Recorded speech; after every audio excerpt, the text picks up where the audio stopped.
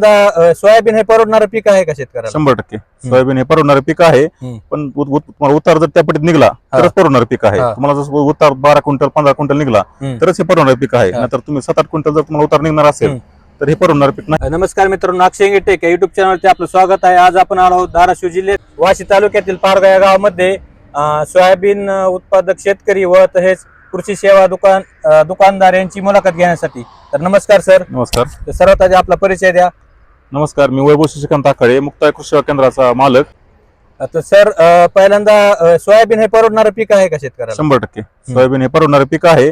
पण तुम्हाला उतार जर त्या पटीत निघला तरच परवडणारं पीक आहे. तुम्हाला जर उतार 12 क्विंटल 15 क्विंटल निघला तरच हे परवडणारं पीक आहे. नाहीतर तुम्ही 7-8 क्विंटल जर तुम्हाला उतार निघणार असेल तर हे परवडणारं पीक नाही. म्हणजे जर 15 क्विंटल किंवा 12 क्विंटल निघलं तरच परवडते माझी शेती, नाही तर परवडत नाही. तर यासाठी आपल्याला कोणतं बियाणं निवडायला पाहिजे व काय त्या प्रक्रिया केली पाहिजे पेराच्या अगोदर? सर्वात महत्वाचं काय आहे, चांगल्या उत्पन्नासाठी तुमच्या सगळ्यात महत्वाचं आहे की तुमच्या वाणाची निवड. वाणाची निवड करताना तुम्ही केडीएस 726 असेल किंवा 992 केडीएस वाणात गेल्यानंतर तुम्हाला पाहिजे तेवढं उत्पादन तुम्ही मिळू शकतात. बाकीचे समजा 335 आहे, 3344 आहे, 612 228 सगळ्या वाणांपेक्षा सरस वाण उत्पन्नाला एकदम बेस्ट वाण म्हणलं तर केडीएस 726 आणि 992. त्याला जमीन कसली पाहिजे व त्याला वातावरण कसलं पाहिजे? केडीएसला असं आहे, तर जमीन हलकी असेल तर पाऊस काळ चांगला लागतो. आणि पाऊस काळ जर कमी असेल तर जमीन चांगली लागते. वातावरणात त्याला काय फरक? वातावरणाचा काय अडचण येत नाही. त्याचं फक्त एवढं आहे की केडीएस 992 जो वाण आहे तो 90 दिवसामध्ये निघतो, 90 ते 95 दिवसांमध्ये निघतो. केडीएस 726 जो वाण आहे तो 100 ते 120 दिवसामध्ये निघतो. फायदा एवढा होतो, आधी पाऊस काळ जर झाला तर केडीएस वाणाचं असं वैशिष्ट्य आहे की जमिनीपासून 4 बोट त्याला शेंगाच लागत नाहीत. तिथून वरी शेंगा लागतात, जेणेकरून पाणी जर तुमच्या साचलं तर खालच्या शेंगाला काय बुरशी लागणं किंवा खराब व्हायचं कारण येत नाही. तर याचं एकरी बी किती लागतं? केडीएस वाण तसा टोकनचा वाण आहे, तर एक तुम्ही 20 किलोच्या आतमध्ये पेर झाली पाहिजे. 16 किलो पासून 20 किलो पर्यंत त्याची पेरणी झाली पाहिजे. बाकीच्या वाणांसारखं 25-30 किलो पेरून दाट पेरणी झाली तर हाईट जास्त वाढल्यामुळे उतारा परिणाम होतो. पेरणी काय प्रकारची करतात, म्हणजे कशाने पेरणी करतात त्या बियाची? ट्रॅक्टरनेच पेरणी करतो आम्ही. पण ते तेवढं बरोबर बी पडतं का? पडतं. तितकं बी पाण्यासाठी मला सेटिंग करावं लागते. सेटिंग जर व्यवस्थित केली तर तुमचं एकरी 16, 17, 18 किलो पर्यंत बी पडतं. बरं, पेरणीनंतर टाकलं तेव्हा काय प्रोसेस करावं लागते का बियाण्यावर? बियाणं ज्यावेळेस तुम्ही खरेदी करतात, बियाणे खरेदी करणं सगळ्यात महत्वाची स्टेज असते की बीज प्रक्रिया, जेणेकरून तुमची उगवण क्षमता चांगली व्हावा. किड्याने खाऊ नये किंवा उगवून आल्यानंतर पैसे खातात किंवा गोगल काय खातात तर त्याचा प्रादुर्भाव कमी व्हावा, यासाठी तुम्हाला बीज प्रक्रिया करणं अत्यंत गरजेचं आहे. पेरणीच्या आधी तुम्ही 1-2 दिवस बियाणं घरी नेल्यानंतर बीज प्रक्रिया पूर्ण करून ठेवणे आणि त्यानंतर पेरणी करणे. म्हणजे नवीन जरी बॅग असेल तरी बीज प्रक्रिया करायचं. कंपनी जर बियाणे घेतलं तर 99% कंपन्यांच्या बियाण्याला औषध लावलेलं येत नाही. त्यामुळे घरचं बी असेल आणि विकतचं बी असेल तर त्याला बीज प्रक्रिया करणं ही काळाची गरज आहे. आता कुठं कुठं बघतोय आपण बी सुद्धा फेल लागतात, म्हणजे खराब बी लागतात, तर ती खात्रीशीर बी बियाचं काय करावं? आता कसं असतं, महाबीज कंपनीचे चालू वर्षी महाबीज कंपनीच्या पण बियाण्याला प्रॉब्लेम आले. महाबीज तर शासनाचीच कंपनी, त्याला तर डबल टॅग असतो. आणि हा प्रॉब्लेम काही म्हणजे दोष दुकानदाराचा पण नाही आणि शेतकऱ्याचा पण नाही. वरून बियाणं खराब आलं, शेतकरी पण दुकानदार काय आलेले बॅग फक्त पुढे विकतोय आणि शेतकरी पण दुकानदार नेलेले बॅग नेऊन पेरतोय. त्याला जबाबदार 100% जबाबदार आपली शासन आणि आपली पूर्ण व्यवस्था आहे. कारण बियाणं मार्केटमध्ये येण्याच्या आधीच ते टेस्टिंग करून आलं तर शेतकऱ्यांचं किंवा दुकानदाराचं नुकसान होणार नाही. बरं, त्याची फसवणूक शेतकरी, त्यासाठी शेतकऱ्यांनी काय करायला पाहिजे? शेतकरी ज्यावेळेस असं बियाण्याचं उगवण क्षमता आलेलं नाही त्यावेळेस तो जो तुमच्या बॅगचा लॉट नंबर असतो किंवा बॅच नंबर असतो ते घेऊन तुम्ही तुमचा 712 घेऊन तुम्ही तुमच्या म्हणजे तालुक्याच्या कृषी सेवा म्हणजे आपल्या कृषी ऑफिस मध्ये जाऊन तिथं रितसर तुम्ही तक्रार दाखल करणे. तक्रार दाखल केल्यानंतर त्याच वाहनाला पूर्ण महाराष्ट्रभर किंवा संबंध आपल्या जिल्ह्याभर जर प्रॉब्लेम आला असेल त्या बॅच लॉटला तर कंपनीकडून आपल्याला 100% नुकसान भरपाई मिळते. बरं, यावर कोणते रोग येतात? आता मी सोयाबीनला उगून आल्यानंतर सगळ्यात महत्वाचा रोग असतो तो म्हणजे कीड असते, म्हणजे पैसे आणि गोगलगायचा प्रादुर्भाव. गोगलगाय आणि ह्याचा प्रादुर्भाव झाला त्याच्यानंतर पुढे सोयाबीन 1 महिन्याच्या आसपास मध्ये गेलं त्यानंतर याला काय होतं, पांढरे माशी आणि रसोष किडींचा अटॅक आणि थोडाफार एक आळीचा एक प्रादुर्भाव होतो. तुम्ही जर पहिलीच फवारणी जर व्यवस्थित केली नाही नंतर भविष्यामध्ये पुढे चालून जो मोजॅक येतो, मोजॅकची सुरुवात ही तुमच्या आधीच पांढऱ्या माशीमुळे झालेली असते. आणि आता ह्या 2-3 वर्षापासून खोडकिडीचा एक प्रादुर्भाव भरपूर वाढलेला आहे. म्हणजे सोयाबीन तर झाड हिरवगार दिसते, अचानक वाळायला सुरुवात होती. वाळायला सुरुवात शेंगा म्हणजे 4 दाण्याची शेंगा असली तर 1च दाणा भरतो, पुढचे 3 दाणे शेंगाच पूर्ण वाळून जाते. ज्यावेळेस तुम्ही झाड उकरून बघता त्यासाठी खोडकिडा लागलेला असतो. त्या खोडकिड्यासाठी सुरुवातीच्या काळामध्ये सोलोमन सारखा घटक, बाहेरचं सोलोमन आहे, पुन्हा आपल्या सिजंटाचा आलिका आहे, यासारखी फवारणी तुम्ही पहिलीच फवारणी 25 ते 30 दिवसाच्या आतमध्ये जर घेतली तर तुम्हाला भविष्यात येणारा खोडकिडीचा प्रादुर्भाव असेल किंवा पांढऱ्या मोज्याचा प्रॉब्लेम असेल तर तो होणार नाही. शेतकऱ्याचं भरघोस उत्पन्न जर घ्यायचं असलं तर एकूण किती फवारणी केल्या पाहिजे? भरघोस उत्पादन जर शेतकऱ्याला घ्यायचं असेल तर कमीत कमी शेतकऱ्यांनी 3 फवारण्या घेतल्या पाहिजेत. म्हणजे पहिली 20-25 दिवसामध्ये पहिली, हा. दुसरी फुलावस्थेमध्ये 40 ते 45 दिवसामध्ये, हा. तिसरी मग 65 ते 17 दिवसामध्ये. म्हणजे तर कोणची फवारणी करायला पाहिजे? पहिली ज्यावेळेस शेतकरी वर्ग पहिली फवारणी करतो त्यावेळेस आलिका सारखा एखादा घटक कीटकनाशकामध्ये आणि बुरशीनाशकामध्ये साप, M-पंच सारखा घटक आणि सोलोमनचा घटक ही पहिली फवारणी घेतली पाहिजे. आणि त्यात एखादं तुम्ही अमिनो ऍसिड घेतलं खत, जेणेकरून पानाची रुंदी वाढेल. पानाची रुंदी वाढल्यानंतर प्रकाश संश्लेषण चांगलं झाल्यामुळे पानाची संख्या रुंदावल्यामुळे आपोआपच तुमच्या वाढाचा फोटो वगैरे चांगला होईल. दुसरी फवारणी ज्यावेळेस करतो शेतकरी, दुसरी फवारणीच्या वेळेस आपल्याला फुलं लागलेली असते, कुठं फुलं कुठं वादी असते, त्यावेळेस एक चांगलं 13 सारखं खत, त्यासोबत तुमचं सूक्ष्मद्रव्य मायक्रोन्यूट्रिएंट आणि इमोमेक्टिन बेंझोएट ही तिसरी फवारणी केली पाहिजे. आणि त्यासोबत मग एखादं चांगलं टॉनिक तुम्हाला तांबोळी भेटलं तर तिथं अतिउत्तम. तांबोळी सारखं भेटलं तर तुमच्या फुलाची संख्या जास्त वाढते. आणि हे 2 फवारण्या झाल्यानंतर तिसरी म्हणजे शेवटची जी फवारणी असते, म्हणजे ज्यावेळेस आपले फुलाचं रूपांतर वादीमध्ये शेंगामध्ये होतं, दाणे स्टेजमध्ये असतं, त्यावेळेस तुम्ही कोराझन, त्यासोबत तुम्ही 0-32 किंवा एखादं जिब्रेलिक ऍसिड टाकलं, जेणेकरून तुमच्या दाण्यातले 3 दाण्याची शेंगा असेल, 4 दाण्याची शेंगा असेल, ते 4 दाणे पूर्ण एकसारख्या साईज मध्ये पोचले जातात, जेणेकरून आपलं उत्पादन चांगलं मिळतं आपल्याला. अशा 3 फवारण्या केल्या पाहिजे. बरं, याला जर जास्त पाऊस काळ झाला किंवा कमी झाला तर काय फरक पडतो का?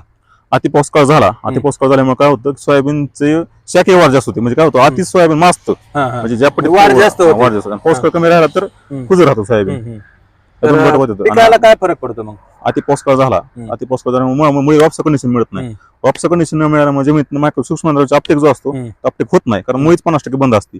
अपटेक न झाल्यामुळे जे पिवळेपणा पडतो, आता कसं आहे सध्याच्या कंडिशन मध्ये आपण बघत आहात की बऱ्याच ठिकाणी तुम्हाला येलोवेन मोजॅकचा पण अटॅक आहे आणि पिवळेचा पण अटॅक आहे. पिवळ्याला काय, तो सोयाबीन तुमचं पिवळं पडलंय याचा अर्थ तुमचा मोजॅक आला असं नाही. मोजॅक वेगळा, मोजॅक हा जाग येतो. हा जो पिवळेपणा सध्या दिसतोय, सरसकट तुम्हाला प्लॉट पिवळा पडलेला दिसतोय, त्याला कारण काही तर काय, तुमचं पांढरीचं रान, चुनखडीचं रान, सूक्ष्मद्रव्याची कमतरता, अपुरा सूर्यप्रकाश याचा अभाव असल्यामुळे हे जे पिवळं पडलंय त्याला कारण तेच आहे. त्याला काय पर्याय आहे का त्या पिवळे पडण्याला पर्याय आहे. जर तुमचं अन्नद्रव्याची कमतरता किंवा पांढरीचं रान असेल तर तुम्ही सूक्ष्मद्रव्य म्हणजे फेकू शकतात, किंवा वरून तुम्ही सूक्ष्मद्रव्य चिलमिक्स असेल, निसर्गाचं हे सिक्वेन्स असेल त्याची तुम्ही फवारणी केली तर ते जागेवर येऊन जातं. आणि ते जर तुमचं मोजॅक असेल तर त्या ठिकाणी तुम्ही उलाला सारखा घटक आहे पांढऱ्या माशीसाठी, UPL-चा आर्गाईल आहे, त्यासारखे मॉलिक्यूल घेतल्यानंतर पांढऱ्या माशीचा प्रादुर्भाव झाल्यानंतर जो अटॅक आहे जागेवर टाकून ते कव्हर होऊन जातं. म्हणजे तो काय न कव्हर करण्यासारखा अटॅक नाही. फक्त काय, शेतकरी असेल किंवा दुकानदार असेल, शेतकऱ्याला जर रोग ओळखता येत नसेल तर शेतकऱ्यांनी ते एक झाड उपटून दुकानदारापाशी जाणे, जेणेकरून त्याला योग्य निदान करता येईल. कारण काय होतं, आता बऱ्याच वेळेस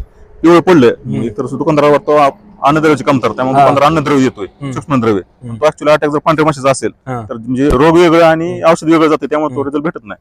त्यामुळे शेतकऱ्यांनी तुमकडे एक पण लक्षात ठेवायचं, कुठलं बी वाहन असो किंवा काही बी असू द्या, प्रत्येक वेळेस जाताना एक झाड उपटून दुकानदाराला दाखवणे. खात्रीशीर जर रिझल्ट पाहिजे असेल तर एक झाड उपटून दुकानदाराला मिळते, म्हणजे एक्झॅक्ट कळेल की नेमका हा पांढऱ्या माशीचा प्रादुर्भाव आहे का सूक्ष्मद्रव्याची कमतरता आहे, त्याच्यामुळे योग्य औषध जाईल आणि योग्य रिझल्ट भेटेल शेतकऱ्याला. आता सध्या काय झाले, उगवल्यापासून 21 दिवसात काय शेतकरी तणनाशक म्हणून फवारतात, तर त्याने काय फरक पडतो का सोयाबीनवर?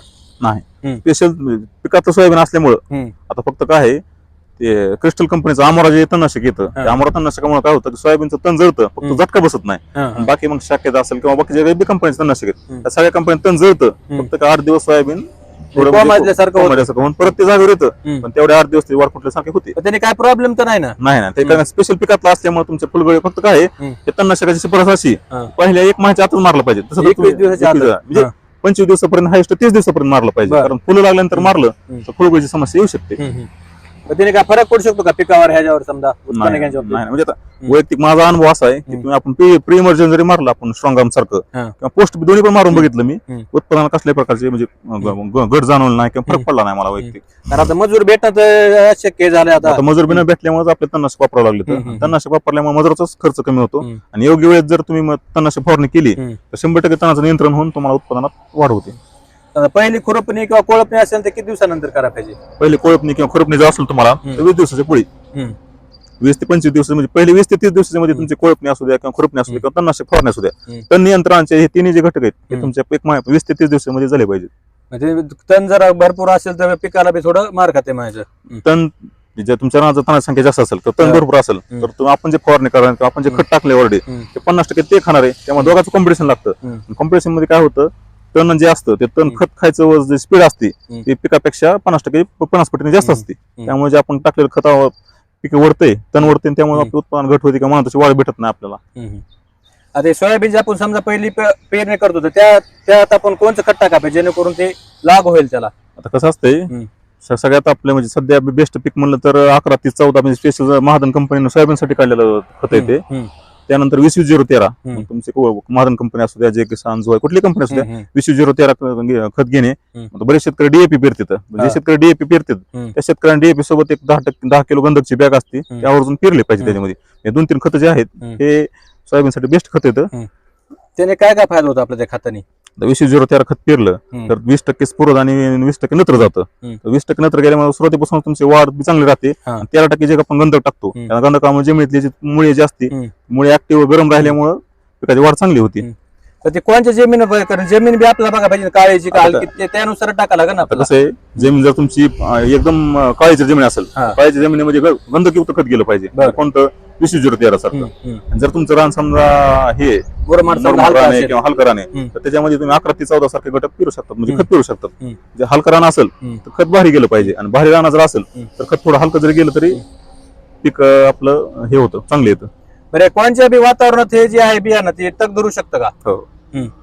KDS-1 असं आहे की तुमचा हलकं जर रान असेल आणि भारी रान असेल किंवा वातावरण पाऊस कमी असेल जास्त असेल तर सगळ्या वातावरणात सूट होणार वाण KDS-1 आहे. तुम्ही किती वर्षापासून सोयाबीन पीक हे घेतात?